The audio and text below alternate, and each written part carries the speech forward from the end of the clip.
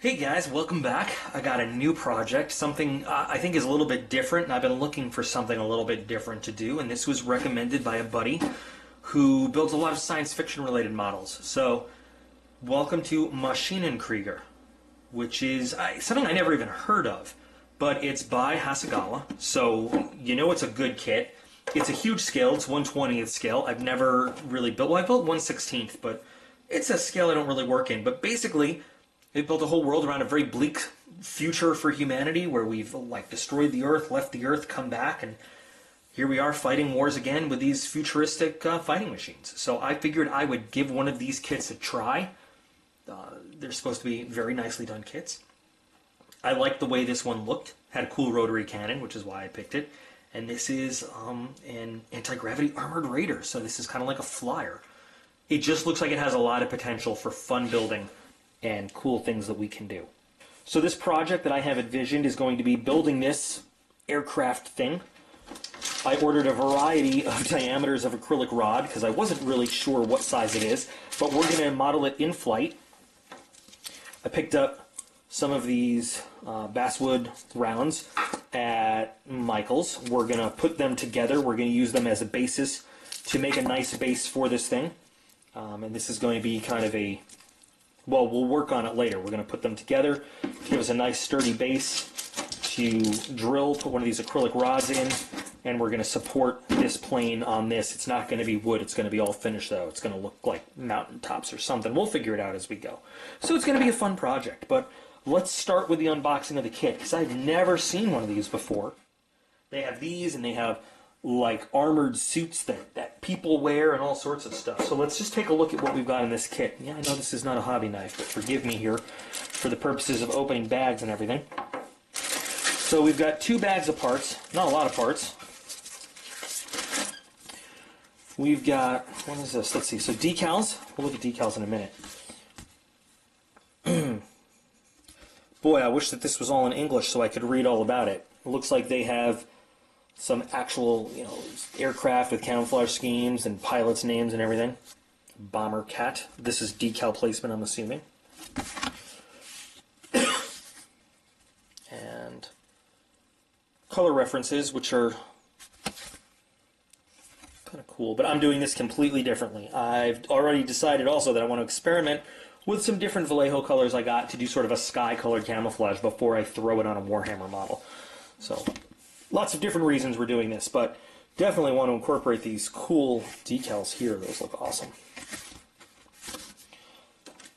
The decals themselves, if they're standard Hasegawa quality, who knows? Hasegawa decals do not age well. I have, oh my god, is that a squadron marking? Is that a flying lobster?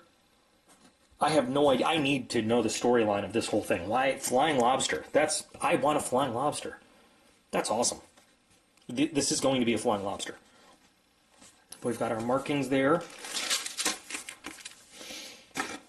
And then all of our instructions. There's flying lobster. I love flying lobster.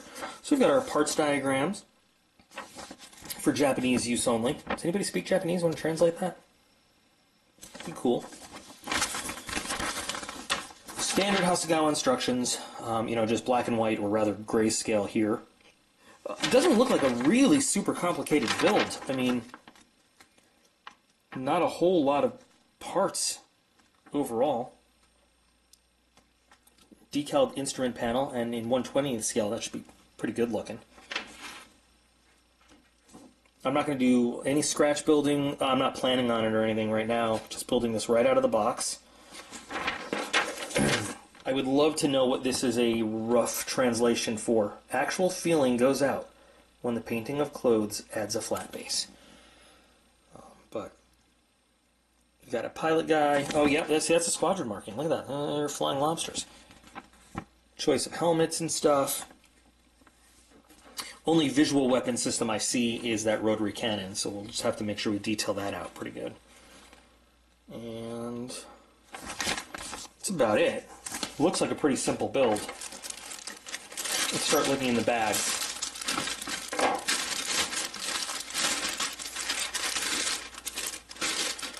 So to start with, looks like our main hull pieces, top and bottom, and some internal padding for the cockpit.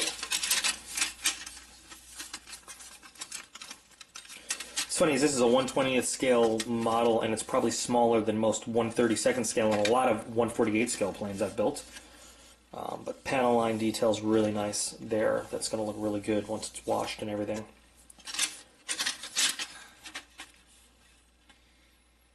I swear to God, this is the Supercharger from a P-38 Lightning. Look it up. It's exactly what this is that they molded on the bottom there. It's a turbo supercharger from a P-38. Interesting. Or at least 90% of that. But lots of little detail in, I guess, engine over there, if that's what that is. Cool. I'm really interested in doing up this engine really nicely, because it's got a really big engine with lots of detail.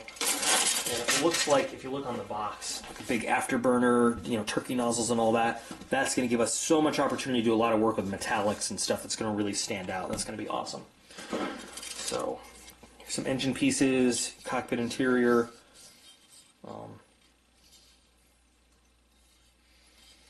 I swear this also looks like a forward area from an engine nacelle from P-38. I wonder if they based any of this on P-38, like, you know, just realistic fighter stuff.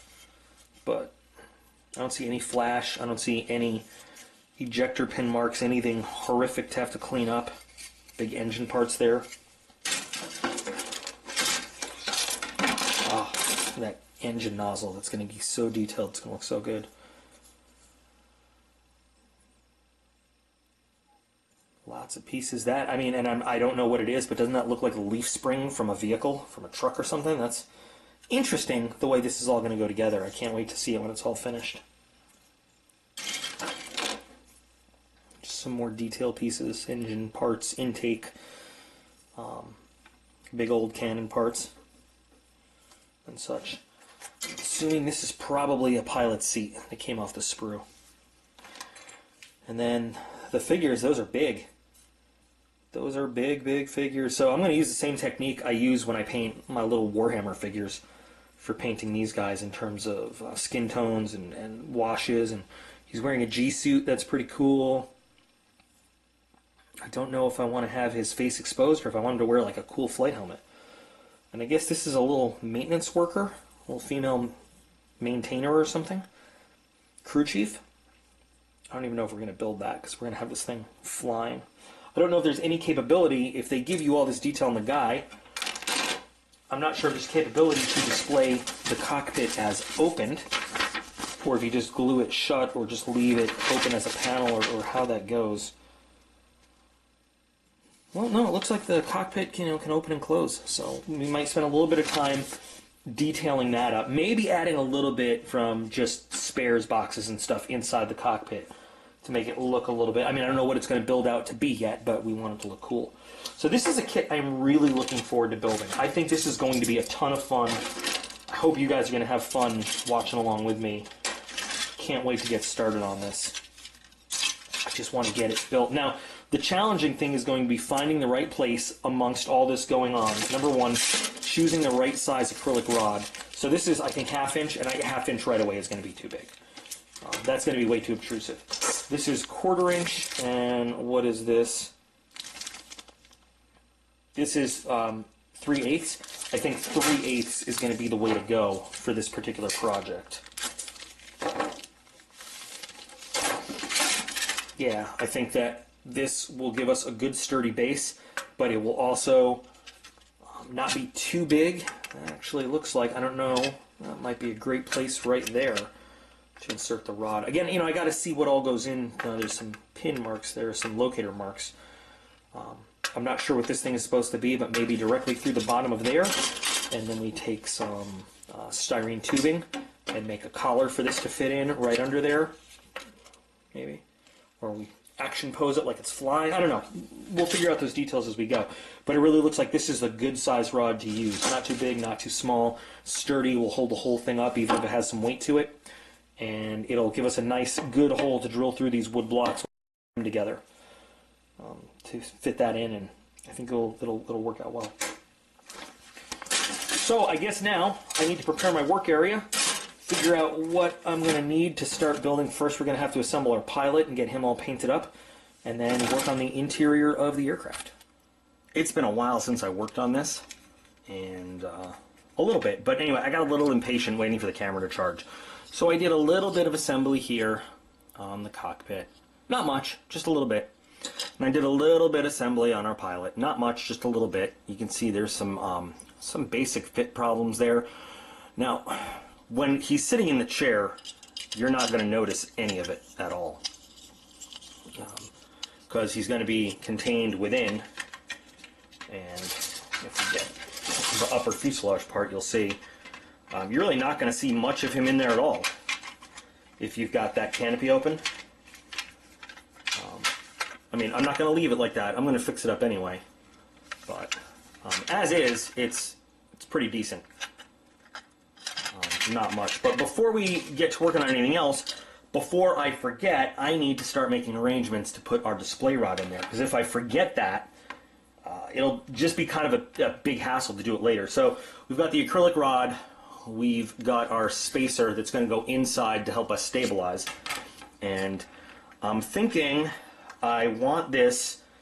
I don't have the base down here, but I'm thinking we're gonna heat this rod up, so it's gonna go in the base on an angle like this, and then come back forward, almost like kind of a U shape.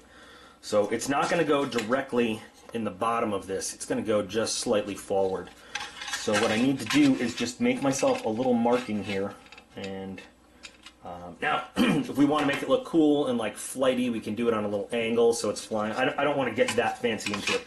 I want it to be kind of as straight as possible here. So I'm just going to kind of draw a line up from the center and start a pilot hole right there.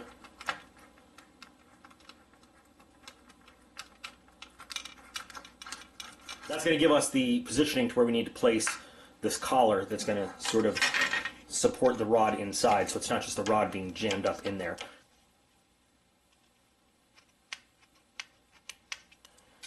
That'll do right there. We don't need any more of it than that. And I wish I had a little miter box here. I had one. I don't know what for the life of me happened to it, but I'm just going to cut kind of on this line.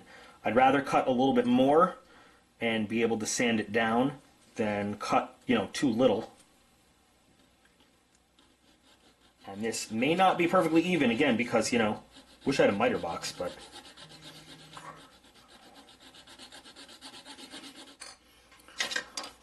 so we got this guy that's going to sit in here just like that, and it's, a rounded bottom, but it's close enough really that if we were to just put a dab of glue in there and then a little bit of some green stuff or some putty around it, it'll fit really well. It'll fit very nicely. The curve is very shallow, so let's just clean it out. Make sure our rod's going to fit there very nicely. It's going to need a little bit of, it's not precise, but a little bit of wrap around there with some very thin sheet plastic. This stuff, for example, will make that sized up perfectly. So did the drilling, did a little bit of cleanup with some sanding sticks, and this is just wide enough now that this fits in nice and snug, which is exactly what we want. Reminds me of something out of Star Wars, Death Star-like. We're going to glue this in using this as a guide. So we'll put this in how we want it, and then we'll slide the collar down. And then just drop our cement around the collar so it fits in nicely, like so. Okay, so we're going to let that dry in place for a little bit, and then we can reinforce it to hold it in there a little bit better. But we've got our support for the base right now. Let's move on to some other stuff. Turned an extra light on for painting, so there's kind of that spot over there, and I apologize. So the actual instructions call out in the menu, in the painting menu, for what it calls black-gray. I feel like the instructions are a little bit bland. Black-gray through the entire thing. I'm going to use a little bit of my own color selection. So I'm going to use a combination of different paints here. I'm going to start with some Citadel paints. I'm going to do Scavenge Blight Dinge as the gray for a lot of the what it would call black-gray area. But I'm also going to use some OD greens and some other kinds of colors, you know, to make it not quite so depressing and all just gray inside. You know, I want to give it a little bit of color if we're going to be able to see inside of it. I still don't know how much of the interior we're going to be able to see. So I'm going to start with these side panel walls, these quilted patterned, you know, cockpit walls. Now these are eventually going to be an OD green kind of color, but we're going to give them the gray kind of framing. And I'm not priming any of the internal cockpit parts because they don't really have to stand up to any kind of handling or anything like that. And they are all going to be internal, so not up to a lot of scrutiny when we look at them.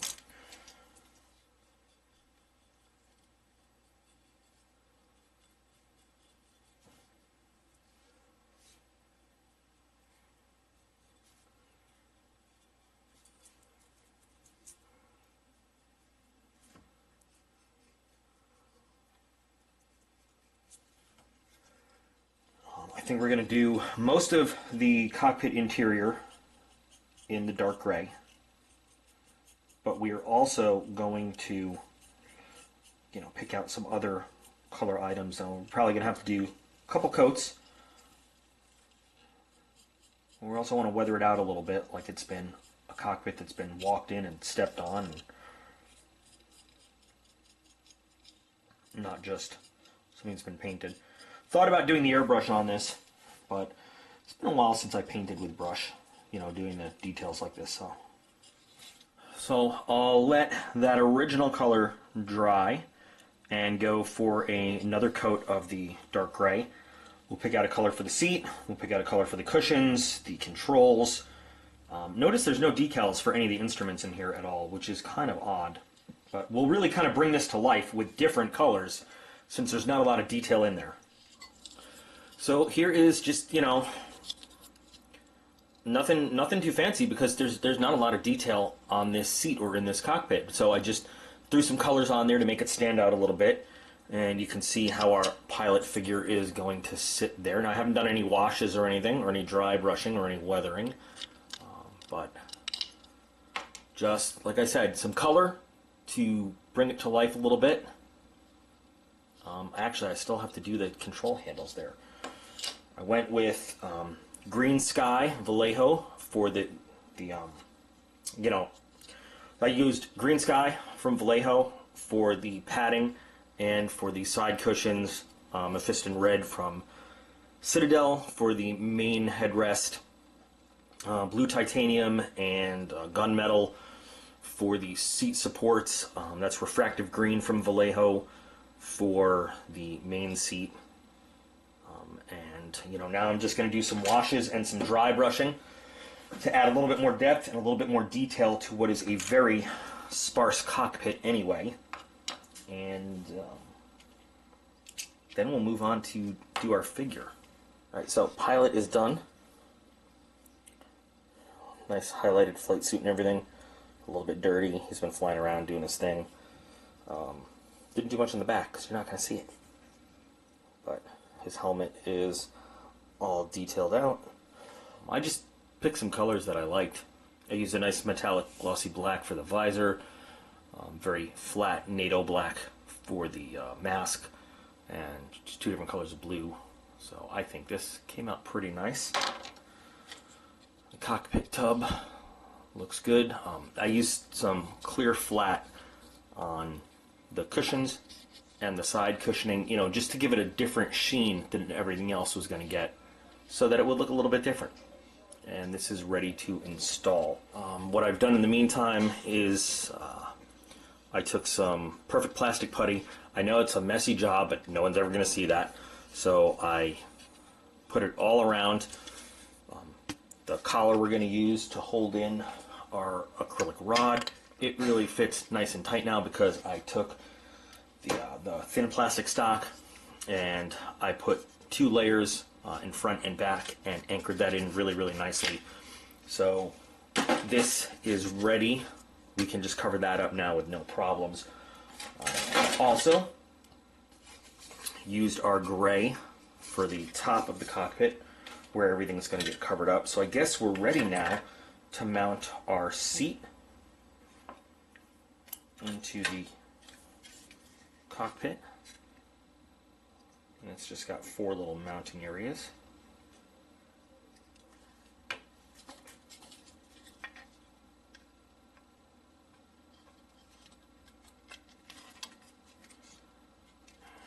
You know, I thought about looking for decals and everything to just spruce up that cockpit a little bit, but I don't have anything in the right scale here right now, so this will have to do.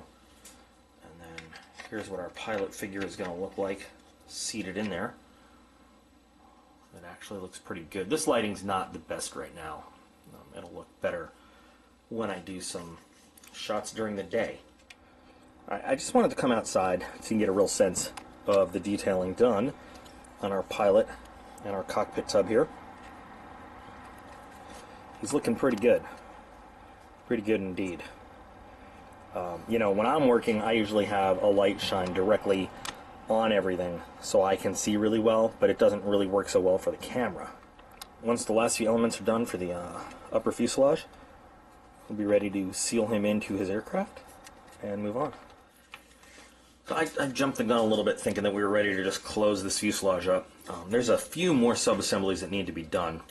So we put some nice balls on the bottom, along with this little ring.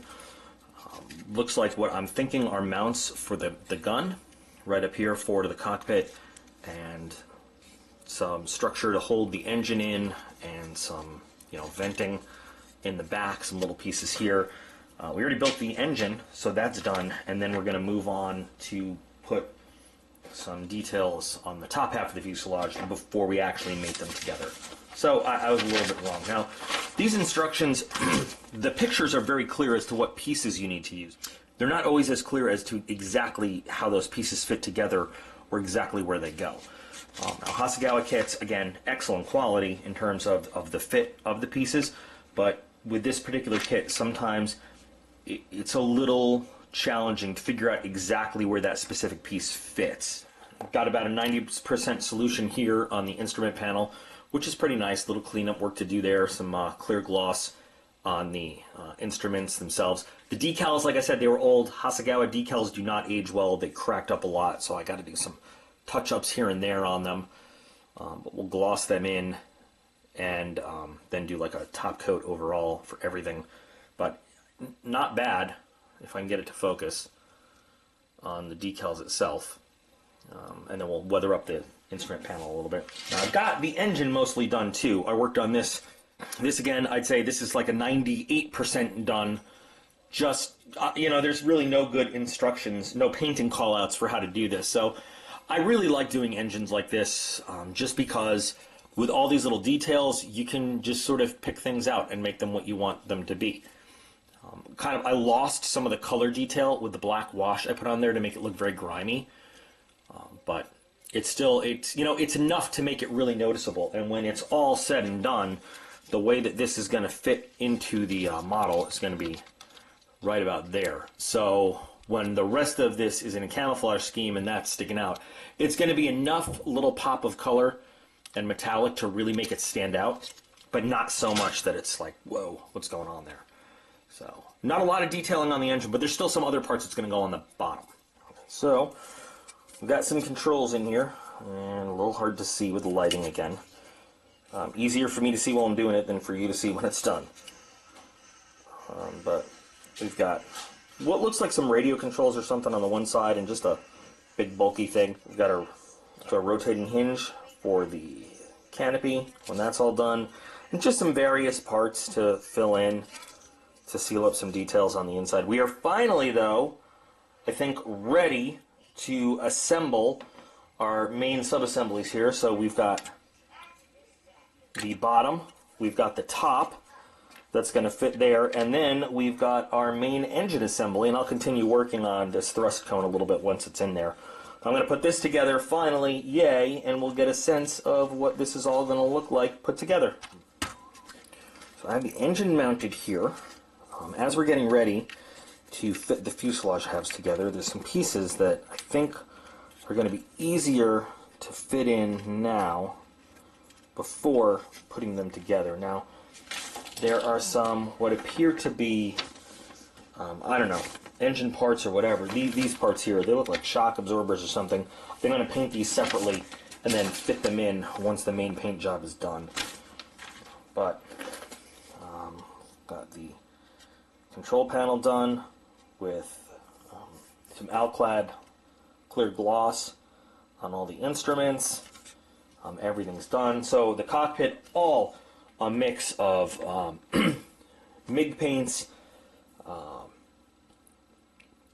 Cockpit, all a mix of, we've got some Model Master, we've got some MIG, we've got Vallejo, we've got a little bit of Citadel, just a little bit of everything that I use normally. And now we got to match up all those little bits and pieces exactly to make sure we get this on just right. With the main fuselage fit and glued, it's starting to look like some kind of ship. Now, I had to do a little bit of filling, so I need to do some sanding. Just at the rear here, I just wanted to be a pain in the butt, but it all came together.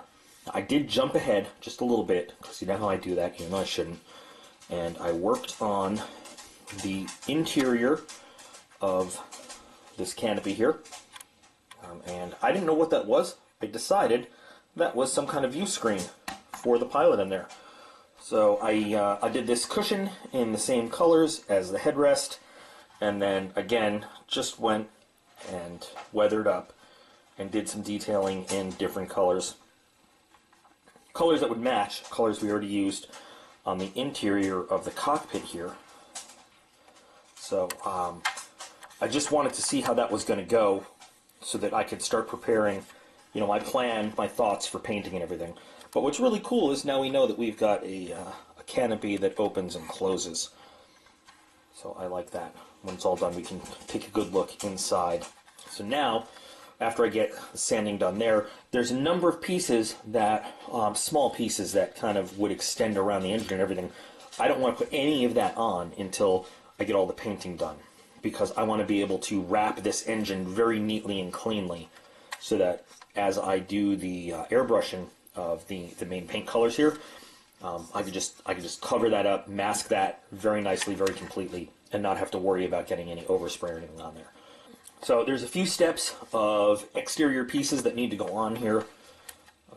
Still have to build the gun that's going to go on, which is really the only armament that we can see. Obviously, we need to close up the cockpit interior and stuff. But we're almost ready for the painting, and I still haven't really come up with a good paint job for this yet. I'm thinking some kind of sky-related camouflage, though, which might include some colors like pale blue, green, gray, you know, maybe some kind of, I don't know, deep sky blue. I'm still throwing color ideas around. I have a lot of different colors to use here, but I haven't really settled on anything yet. So we'll figure it out as we go. Also, am I going to do soft edge camouflage or like digital type camouflage, or what is it going to be? How is this going to work out? But I'm not going to make that determination until I have all the seams sanded and I have all of the external parts put on. So I'm going to get to work on that. Just more fun facts and interesting things to point out. So as we're building this, this is absolutely a P-38 Lightning engine nacelle. You know, I mean, I don't know exactly how this figured into the design or how they did this, but just looking at this from the front, so this should be opened up again. This is even, you can see, like the molding, this is where propellers would sit, the prop blades. If you've built them, you know, I mean, this is the front end. These, well, there'd be little intakes there, but now it kind of goes down and then it morphs into the rest of this. This is not normally there, but this is definitely, you know, minus this, of course. And then this would be resting on top in there. That's what would go in there. This supercharger would go in that area. So it's just really interesting the way that this whole design comes together. Now, instead of the actual spinner cap, which would be triangular, cone-shaped.